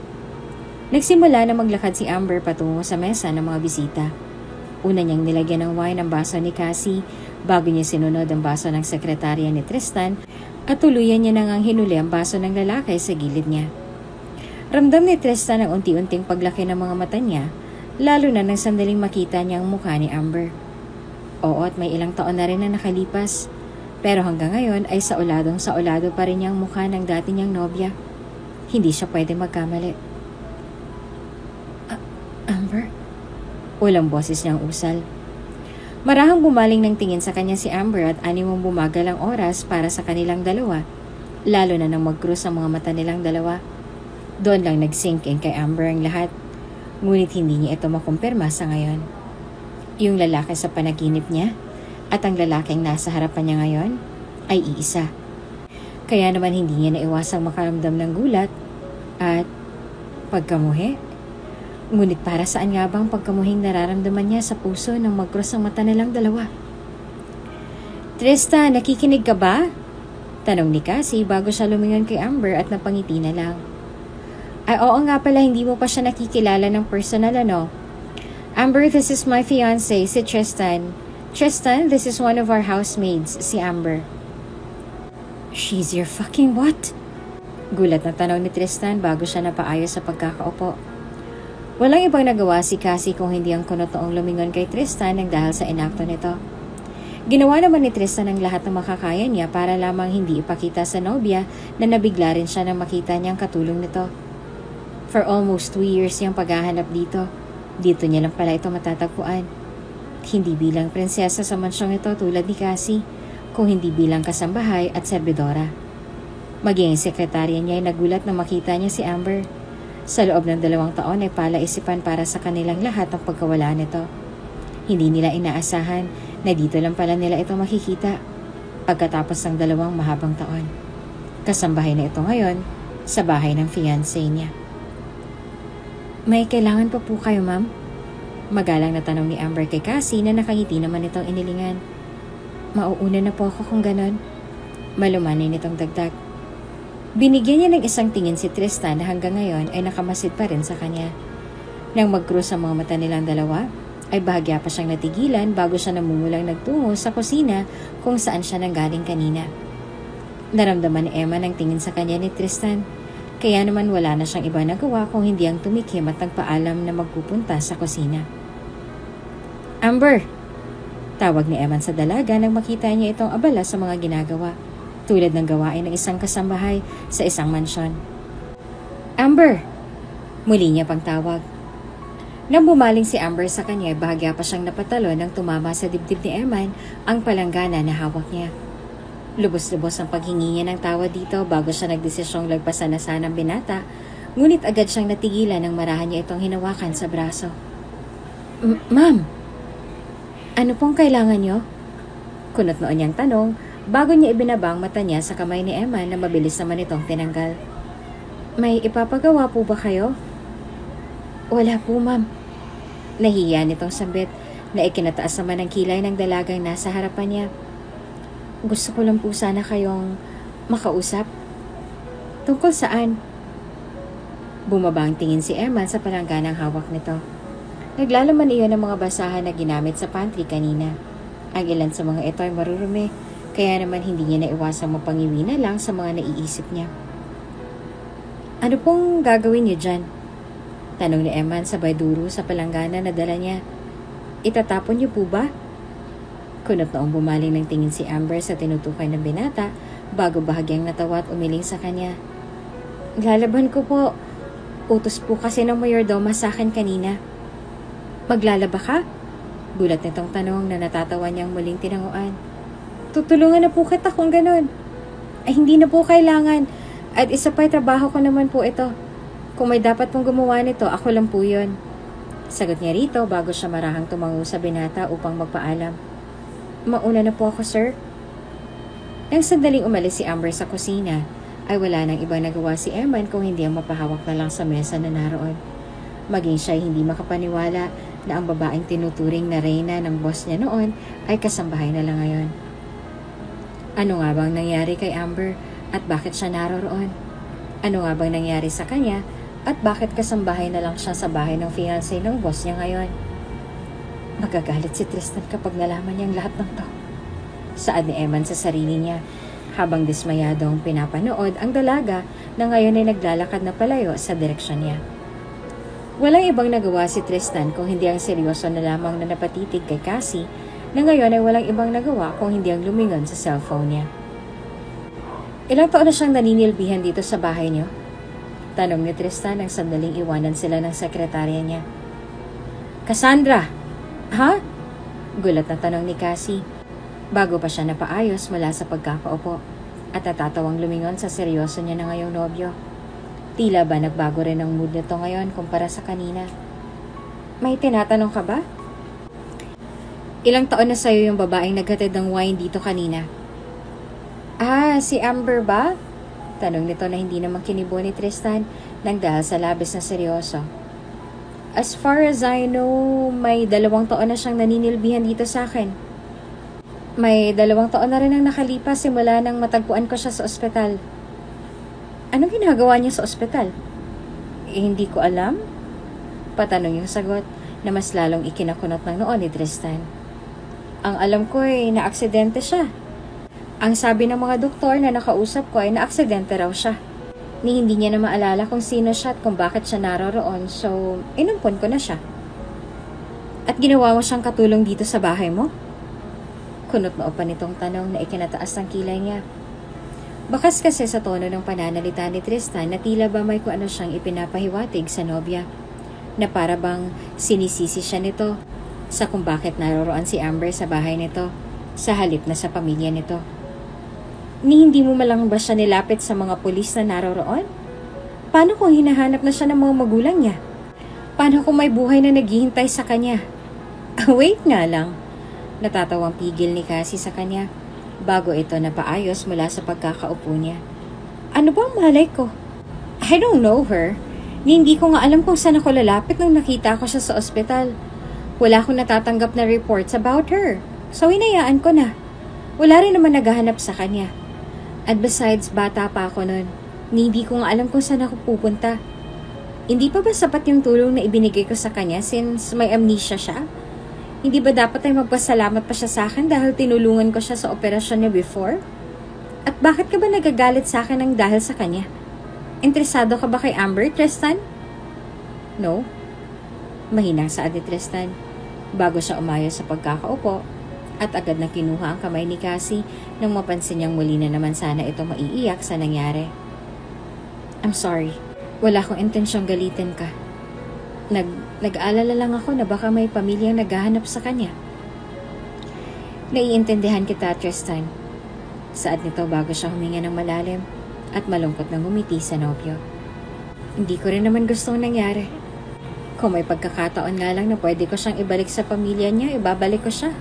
I swear to you. Ganun talaga ang gagawin ko nung una pa lang. Wala lang akong malapitan. Dagdag pa nitong rason. Bakas naman sa mukha ni Cassie na wala talaga itong kaalam-alam na si Amber ang dati niyang nobya na minahal niya ngang talaga. Nang sandaling umalis si Cassie at nang bumalik si Eman sa upuan niya kanina, doon niya lang nilapitan ng sekretarya niya upang kausapin ang utusan. Gusto kong alamin mo ang tungkol sa background ni Amber. Alamin mo kung paano siyang napunta sa lugar na to at kung bakit siya na-aksidente. May 2 taon na nakalilipas. Gusto kong malaman ang lahat ng tungkol doon sa lalong madaling panahon. Utos niya na marahan naman itong tinanguan. Masusunod po, sir. Sagot niya bago sila umayos sa pagkakaupo nang bumalik si Cassie sa mesa. Dala lahat ang tinapay na niluto ni Austria kanina. Nanatili lamang sa lugar na iyon si Tristan. Nang makumpirma niya nga na si Amber at ang dati niyang nobya ay iisa, lalo na nang makita nitong nunal sa braso ng dati niyang nobya, hindi mapagsidla ng tuwang nararamdaman niya. Tila ba mabilis ding naglaho ang pagmamahal at awa niya kay Cassie dahil sa isang titig lang ni Amber sa kanya nang nakita niya ito. Tila ba bumalik sa kanyang lahat ng nararamdaman niya para roon. Ganon kalalim ang pagmamahal niya kay Amber na kahit ilang taon man silang hindi nagkausap at nagkasama, patuloy niya pa rin itong minamahal mula sa malayo. Siguradong sigurado ako na ang kasambahay niya at ang dati kong nobya ay iisa lang.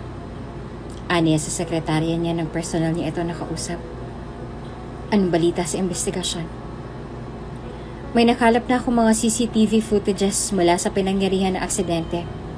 Ang sabi ng doktor na tumingin sa kanya at nag-opera sa kanya noon, nagkaroon ng hemorrhage ang utak niya. Kaya kinailangan niya ng mabilisang operasyon. At si Cassie ang gumastos sa lahat ng yon. Iyon din ang dahilan kung bakit nawala lahat ng alaala niya. Ang tanging naaalala niya lang nung gumising siya nung una, pangalan niya lang. Hindi niya nga magawa pang maalala kung anong buhay siya meron noon. Maging ang pamilya niya ay hindi niya rin nagawang maalala. Tawagan mo si tita kung ganon. Utos ni Tristan sa kanya na mabilis niya namang tinanguan. Kailangan nilang malaman na hawak ko na ngayon ang anak nila. At sabihin mo rin sa kanila na ako nang bahala sa lahat. Sa mga sumunod na araw ay wala namang ibang ginawa si Tristan kung hindi ang lihim na pagmasdan si Amber mula sa malayo. Kitang-kita niya sa kilos ni Amber na hindi nga ito magaling sa mga gawaing bahay. Kaya naman minsan ay napapakunot na lamang ang noon niya sa labis na kuryoso. Ano nga bang ginagawa ni Cassie sa ospital na iyon? At bakit niya iniligtas si Amber? Hindi naman niya maisip na magkaibigan ang dalawa.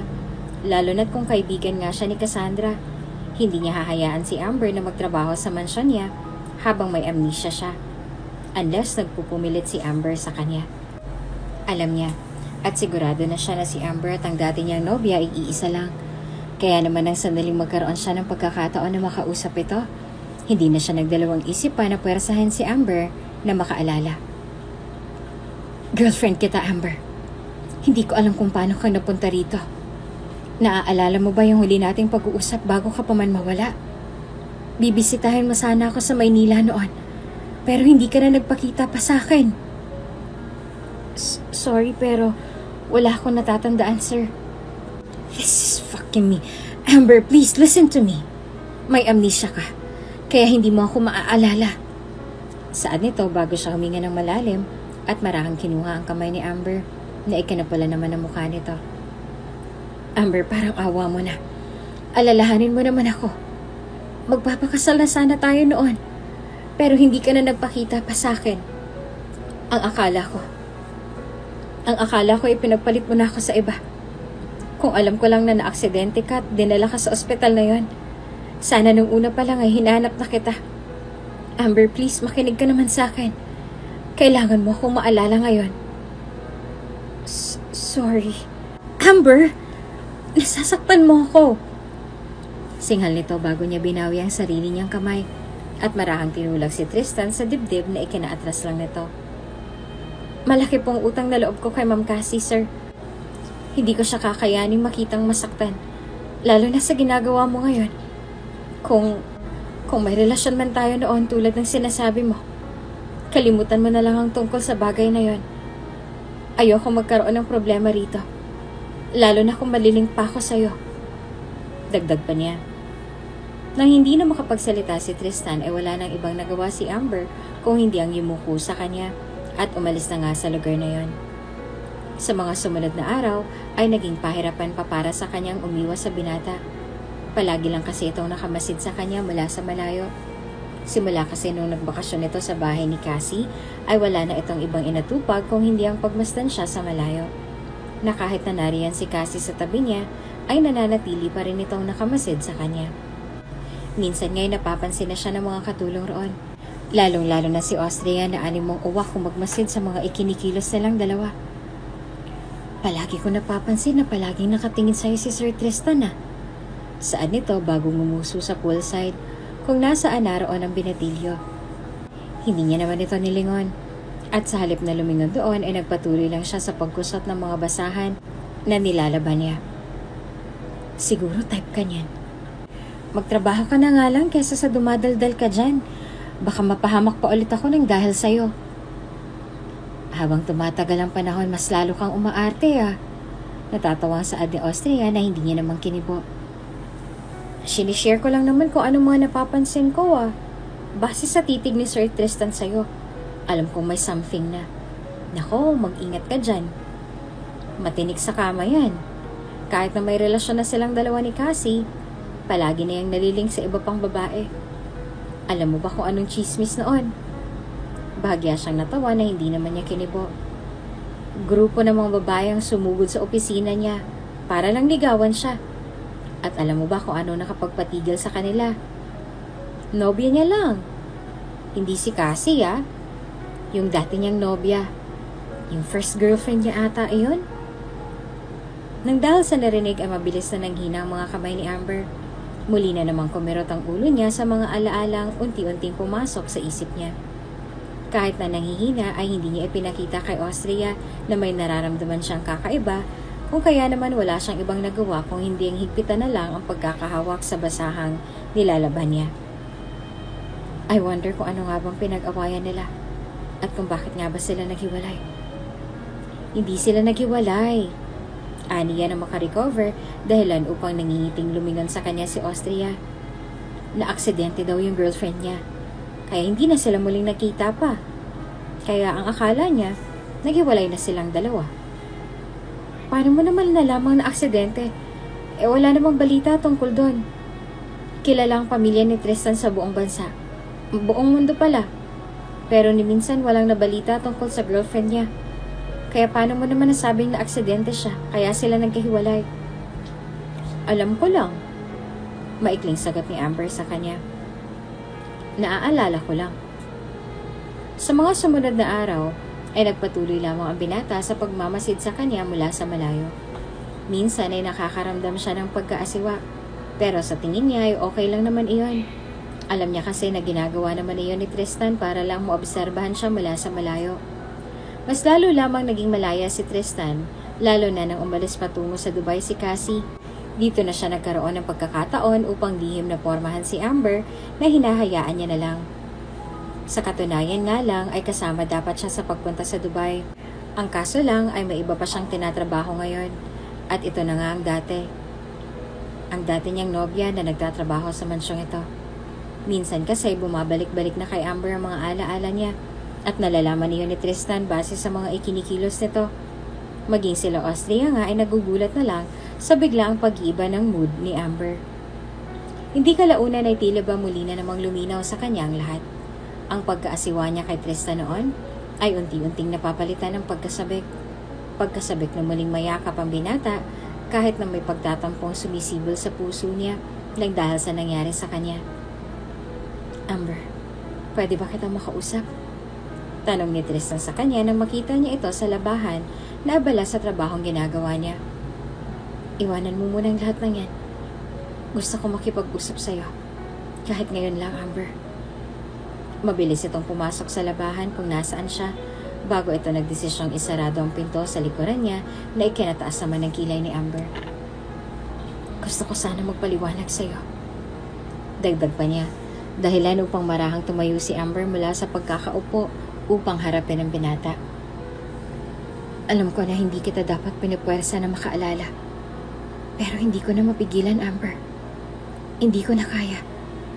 Sa tuwing lumilipas ang linggo at mga araw na nakikita kitang nagtatrabaho rito, pakiramdam ko walang sense lahat ng ginagawa ko, Amber. Mahal kita. At alam mo yan.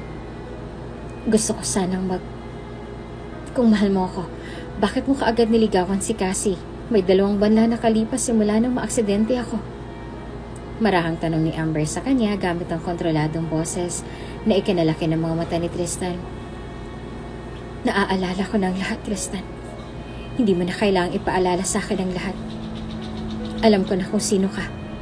At alam ko na rin ang dahilan sa kung bakit narito ako ngayon. Amber. Saad agad ni Tristan bago siya lumapit sa dalaga at marahan itong hinawakan sa kamay na hindi naman ito ikinapalag. Alam ko na nagagalit ka at nagtataka na rin. Pero hindi mo ako masisisi. Ang buong akala ko ay nag-cheat ka sa relasyon nating dalawa. Ang buong akala ko, may iba ka at sa kanya ka sumama na hindi mo na nagawa pang magpaalam sa mga magulang mo. Ang buong akala ko, iniwan mo ako sa ere tulad ng nangyari dati. Minsan ay naisip ko na rin na baka nga kasabot ang mga magulang mo. Amber, maniwala ka sa akin. Wala talaga akong alam. Nag-cheat ako, oo. Kung yun sa tingin mong ginawa ko, sige. Pero Amber, maniwala ka man sa akin o hindi. Ginawa ko yun sa sobrang sakit ng nararamdaman ko noong mga panahong yun. Amber, mahal kita at alam mo yan. Kung akong papipiliin ngayon, sasama ako sa'yo. Kung kinakailangan kong hiwalayan si Cassie para makasama ka, gagawin ko, Amber. Maniwala ka sa akin. Ikaw lang mahal ko. Ikaw lang minahal ko ng ganito, Amber. Maniwala ka. Bakas ang sinseridad sa boses ni Tristan nang makiusap ito sa kanya. Mas lalo lamang lumambot ang puso niya para sa dating nobyo, lalo na nang makita niya kung paanong dumaosdos ang luha nito sa gilid ng mga mata niya. Tila ba nalukot ang puso niya lalo nang sandaling humikbi ito. Kahit na may pagtatampo sa puso niya, at kahit na ilang beses niya pang kontrolin ang sarili niya na huwag bumigay sa mga pakiusap ni Tristan, tila ba mas lalo lamang siyang nakaramdam ng awa para dito. Pagkatapos ng ilang hikbi ni Tristan sa harap ng dalaga, agad siyang nahinto sa pagpupunas ng luha nang maramdaman niya ang paglapit nito sa direksyon niya. Muling umagos ang panibagong luha sa gilid ng mga mata niya, lalo na nang magdesisyon nitong yumakap ng mahigpit sa kanya na ginantihan niya naman. I want you to break up with her. Mahinang saad ni Amber, bago niya naramdaman ang pangingilid ng mga luha sa mata niya. Please, gusto ko na rin umuwi sa pamilya ko, Tristan. Umuwi na tayo. Oo, gagawin ko yan. Pangako ko yan. Iuuwi na kita. Saad ni Tristan bago niya hinigpitan ng pagkakayakap sa dalaga na ikinangiti naman ni Amber. Pinahupa lamang nila ang mga luha sa mga mata nila sa kwartong iyon at nang sandaling kumalma na silang pareho, ay doon na nila napagdesisyon ng pag-usapan ng tungkol sa nangyaring aksidente ni Amber noong mga panahong yon. Pinapaayos ko na kay Eman lahat ng mga CCTV na nakita roon sa pinangyarihan ng aksidente. Saad ni Tristan, bago niya masuyong inayos ang tikwas ang buhok ni Amber sa mukha nito. At kapag nahuli ko kung sino man ang gumawa nun sa'yo, hindi ako magdadalawang isip na ipakulong siya. Kasalanan niya kung bakit ka nahiwalay sa akin, Amber. At hindi ako makakapayag na makapagpiyansa siya. Handa kong ubusin ang pera ko sa bangko para lang mapanagot siya sa nangyari sa ating dalawa. Nang dahil sa narinig ay hindi na iwasan ni Amber mapangiti na lang. Pero nang sandaling maalala niya ang boses ng babaeng nasa alaala niya nitong mga nakaraang araw, hindi niya naiwasang makaramdam ng kaba. Pakiramdam niya kasi ay pamilyar ang boses na iyan sa kanya. At tila ba naririnig niya ang boses na iyan sa mansyon. Posible nga kaya nakasama niya rito sa bahay ang nakasagasa sa kanya noong mga panahong yon? Anong ginagawa niyo rito? Kunot na ang tanong ng mayordoma na mabuksan niyang pintuan ng laundry room gamit ang susi at nang makita niyang dalawa na naroon sa loob. May relasyon ba kayong dalawa? Amber? Gulat na tanong ni Austria bago siya lumingon kay Tristan at bahagyang natawa nang bumaling naman ang tingin sa mayordoma na ngayon ay kunot noong nakatitig sa dalawa. Kayo naman, auntie, relasyon agad. Hindi ba pwedeng nalak lang ng aksidente? Tumigil ka. Singal nito sa dalaga bago siya lumingon sa dalawa. Walang ibang nagawa si Amber kung hindi ang umalis sa tabi ni Tristan at nakayukong tumayo sa harapan ng matandang ginang. Totoo po ang sinabi ni Austria, auntie. Lalak lang po kaming dalawa dito sa laundry room. Pagsisinungaling niya na nung una ay hindi pa bumenta sa matandang nakatitig lang sa kanya. O siya, magpatuloy na kayo sa trabaho kung ganon. Bilin pa nito bago sila tinalikuran. Agad na lumaki ang mga mata ni Austria sa gulat, lalo na nang binanggit ni Amber sa kanyang lahat ng tungkol sa kanilang dalawa ni Tristan. Kasalukuyang nasa loob ng mansyon si Tristan ngayon, kaya naman wala siyang ideya na ibinabahagi niya na sa kaibigan ng tungkol sa kung anong meron sa kanilang dalawa. Seryoso ka? Gulat at pahiyaw na sambit nito na bahagyan niyang ikinanguso. Anong Villa de Gracia? Anong tagapagmana? At anong jowa mo si Tristan na nobyo ni Cassie? Wala silang relasyon, Austria. At isa pa, akong orihinal dito. Sagot ni Amber sa kanya. Bagong umisi na hindi niya namang kinibo. Sa ngayon ay iniisip na namin kung paano kaming makakaalis sa lugar na to. Baliw ka ba? Baliw ba kayo? Paano si Cassie? Kung sinasabi ni Tristan sa'yo na wala silang relasyon, pwes nagsisinungaling siya sa'yo. Kalat na kaya sa tabloid ang tungkol sa relasyon nila. Pagkatapos ay, naho, ewan ko ba? Saad nito bago sumuko at napaupo na lang sa bench na naroon sa hardin. Anong balak niyo niyan? Magtatanan kayong dalawa. Baka nakakalimutan mong mga abogado ang pamilya ni Cassie. Baka baliktarin niya kayo kapag nagkataon. Hindi niya magagawa sa akin yan, sigurado ako. Ani niya sa mababang tono, dahilan upang mapalingon sa kanya si Austria. Hindi na rin naman siya kumibo tungkol sa bagay na yon. At sa halip na pag-usapan ng tungkol sa kung anong meron sila ngayon, tuluyan ang tumalo ng usapan nila tungkol sa relasyon nilang dalawa noon. Ngayon lang nagkwento si Amber ng tungkol sa buhay niya at hindi tulad ng dati, hindi na ito paputol-putol. Patunay lang ito na tuluyan nang bumalik ang alaala niya na may 2 taon na rin ang nawala sa kanya. Alam na ni Amber ang tungkol sa lihim ni Cassie dahil nang inutusan siya ng mayordoma na maglinis sa kwarto ni Cassie. Doon niya na nakita ang mga dokumento na may kinalaman sa pagkakaaksidente niya. May 2 taon na nakalilipas. Naroon lahat ng medical reports at mga labs na ginawa sa kanya noon bago pa man siya dalhin ni Cassie sa lugar na ito. Minsan na hindi niya naiwasang magpasalamat sa dalaga dahil sa naitulong nito sa kanya. Pero minsan ay napapaisip pa rin siya. Kaya siya tinulungan ni Cassie dahil may kasalanan siya. Madadagdagan lamang ang kaso niya kung tuluyan na siya nitong iniwan sa kalye at hinayaan na lang na mamatay. Kung kakasuhan niya rin naman ito, alam niya magiging katawa-tawa lamang siya sa korte. Nagpatuloy lamang ang lihim nilang relasyon sa mansyon. Maliban kay Austria ay walang ibang nakakaalam sa lihim nilang relasyon. Minsan ay tinutulungan din sila ni Austria na magtago sa maid's quarter, kaya naman doon lang sila nagkakaroon ng quality time sa isa't isa. Nang dahil sa nangyaring aksidente, tila ba mas lalo lamang tumibay ang relasyon nilang dalawa. Wala na akong ibang hihilingin pa kung hindi ang makasama ka habang buhay. Saad ni Tristan sa kanya bago siya nito hinalikan sa labi na nakangiti niya namang ginantihan. Hindi kalaunan ay napapansin na rin ng mayordoma ang tungkol sa lihim nilang relasyon, Kaya naman wala na itong ibang nagawa kung hindi ang pagsabihan si Amber. May relasyon kayo ni Tristan? Hindi yun tanong. Kaya naman walang ibang nagawa si Amber kung hindi ang lihim na lang na mapanguso sa sarili. Hindi kita anak, kaya wala akong karapatang pagsabihan ka. Pero, putol nitong sambit bago siya seryosong lumigan sa dalaga. Parang awa mo na, Amber. Kung may relasyon kayong dalawa ng nobyo ng alaga ko, parang awa mo na tumigil na kayong dalawa. Nasasaktan ako sa tuwing makikita ko nasasaktan si Cassie. Ayoko na muling makita pa yung galit at lungkot na nakita ko sa mga mata niya nung sandaling makipaghiwalay siya sa nobyo niyang nasa Dubai noon. Ayoko na makita pa yung takot at pag-aalalang nakita ko sa mga mata ng mga magulang niya. Amber, parang awa mo na, iha. Marami pang ibang lalaki dyan. Saksi ako sa kung paano nilang binahalang isa't isa ni Tristan, Amber. Marami pang ibang lalaki dyan, anak. Huwag si Tristan, parang awa mo na.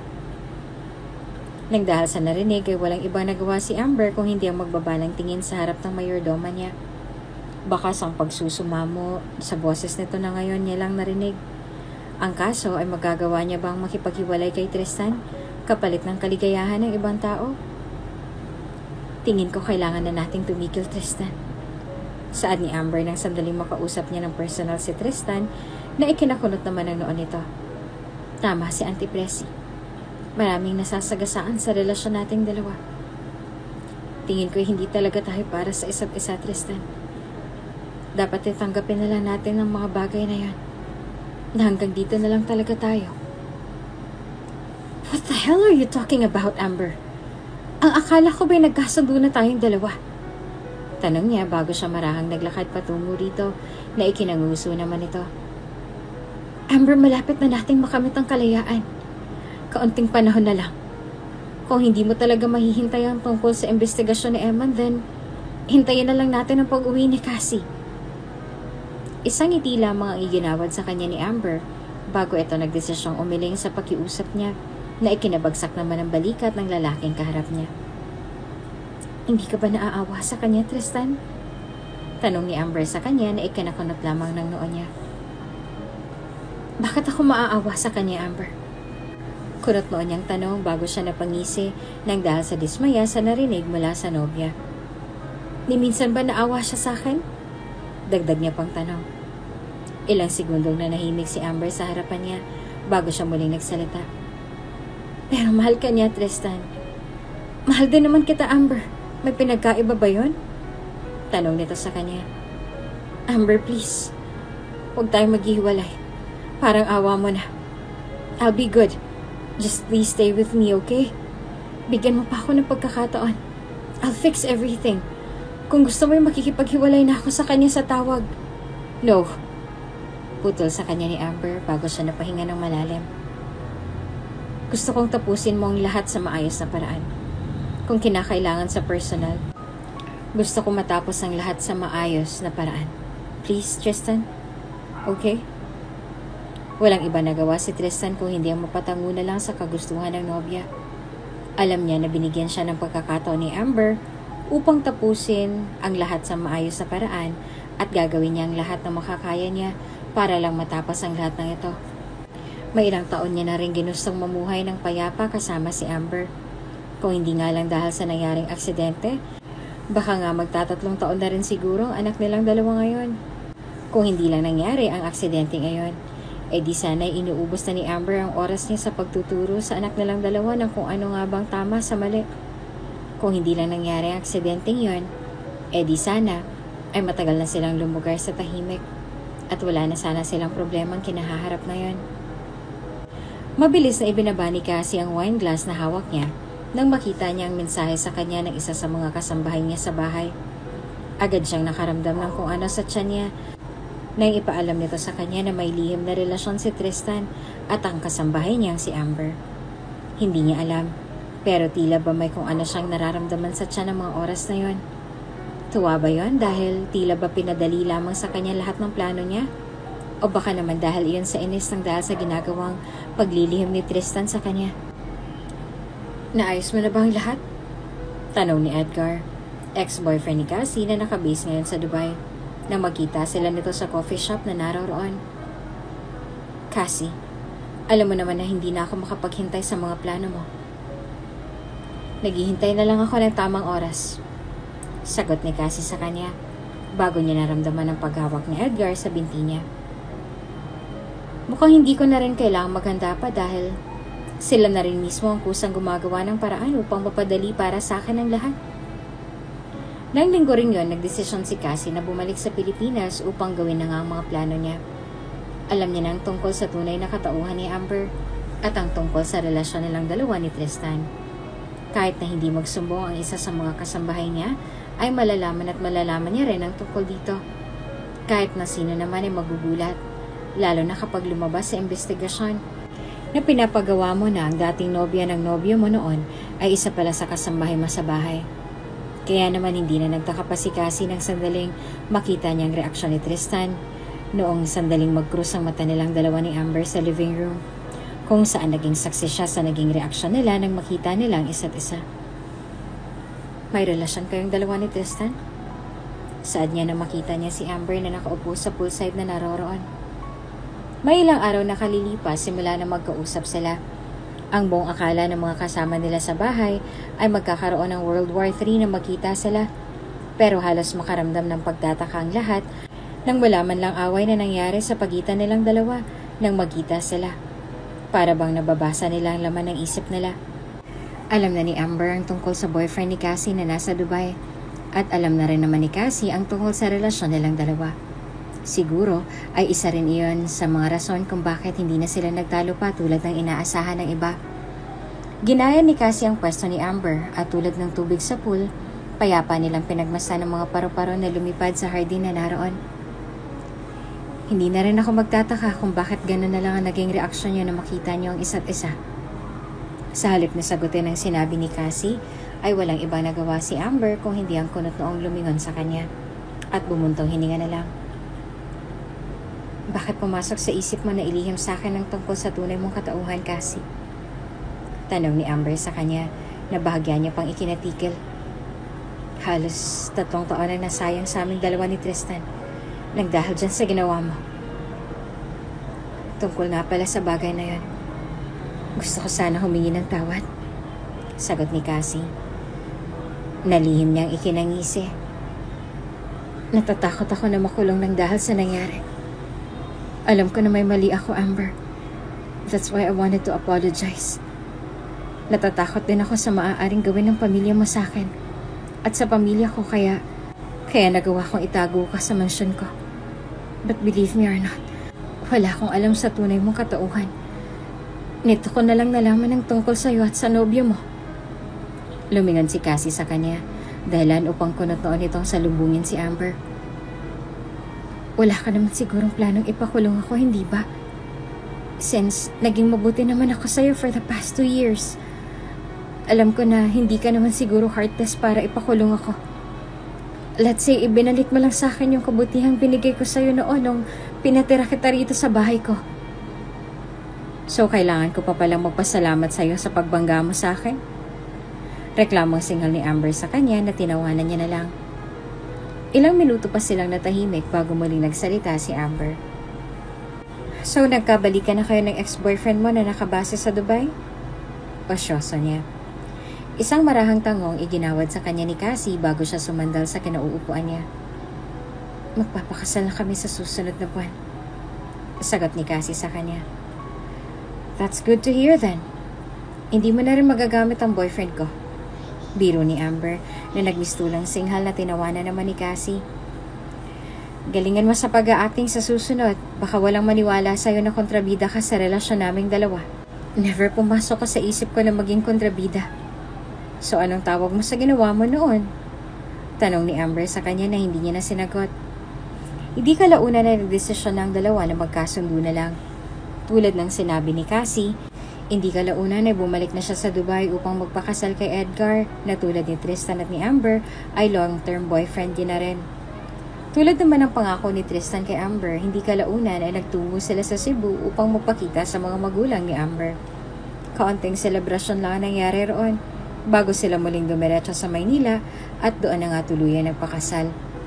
Tulad ng pangako ni Tristan sa kanya noon, binigyan niya ng isang magandang buhay ang dalaga. Hindi kalaunan ay pumasok na rin si Amber sa larangan ng pagnenegosyo. Hanggang sa hindi kalaunan ay sinamahan niya na rin si Tristan sa trabaho hanggang sa nagkaanak na nga silang dalawa at nang mabigyan na nga nila ng magandang buhay ang isa't isa. Hindi ko ina-expect na mauuwi sa ganitong lahat.